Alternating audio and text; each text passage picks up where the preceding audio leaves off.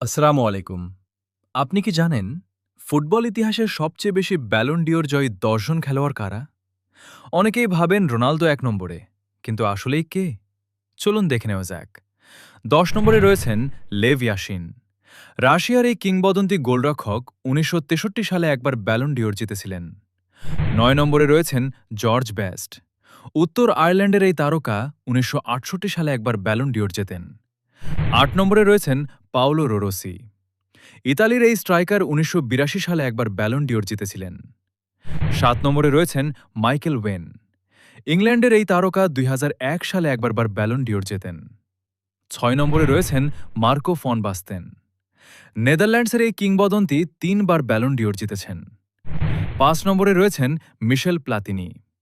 ফ্রান্সের এই কিংবদন্তিও ৩ বার Ballon d'Or জিতেছেন। ৪ নম্বরে রয়েছেন ইয়োহান ক্রুইফ।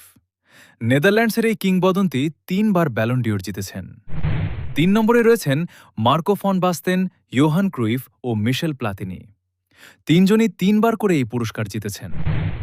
২ নম্বরে রয়েছেন ক্রিস্টিয়ানো রোনালদো। পর্তুগালের এই সুপারস্টার ৫ বার ব্যালন ডিওর জিতেছেন।